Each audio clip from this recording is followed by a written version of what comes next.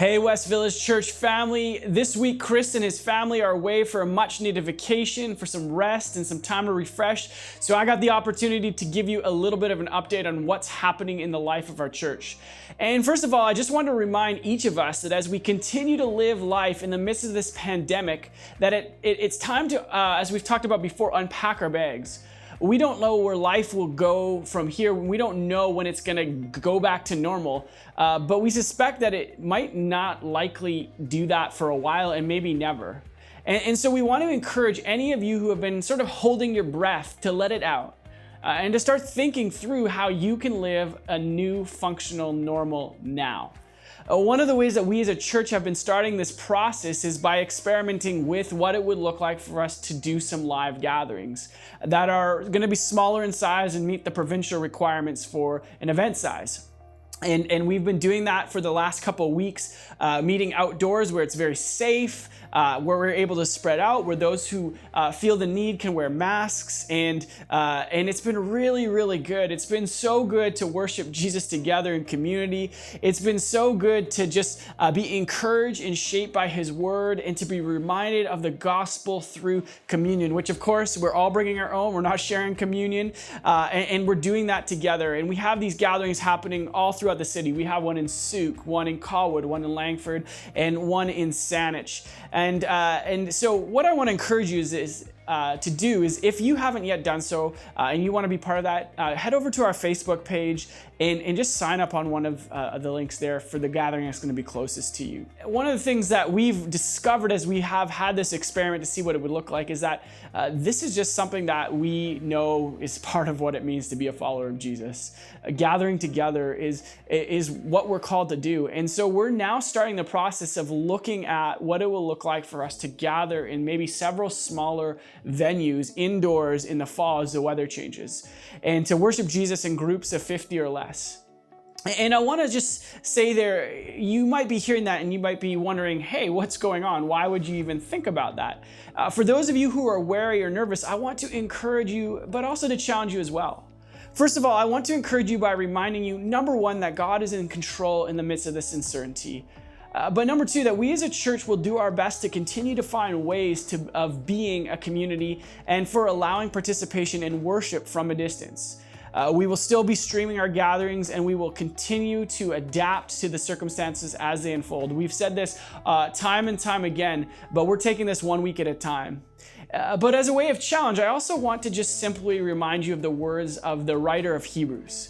In chapter 10, verses 23 and 25, the writer of Hebrews says this to the church. He says, "Let us hold unswervingly to the hope we profess, for He who has promised is faithful, and let us consider how we may spur one another on toward love and good deeds, not giving up meeting together as some are in the habit of doing, but encouraging one another, and all the more as you see the day approaching." We need to be in community together as a regular way of encouraging each other and reminding each other in the gospel. And so in this season, some are cautious and some are scared, but there are also those who are in danger of becoming what I would say is being spiritually lazy. Community takes work. Getting up on a Sunday morning takes work. Getting into your car and driving your kids takes work. And for many of us, we can use this pandemic as an excuse to just let ourselves be spiritually lazy. And I want to encourage you, resist the urge. Resist the urge to resist being in community. The Bible is super clear that community is the means by which God continues to grow us as we speak the truth together, the gospel in love. And so if you're not yet part of a community group, please email me, andrew@westvillagechurch.com, and I would love to connect you. And please consider joining us for a Sunday gathering and reach out to others personally. I want to share two more exciting ways that we are unpacking our bags as a church family as well. The first is that we are going to be planning out time to meet together to celebrate some child dedications and parent commissionings. Those two the same thing. Different way of talking about the same thing. But if you would like to be part of this, please email Michelle at kids@westvillagechurch.com for more information. And the second exciting thing that we are doing is preparing to launch our revamped foundation school.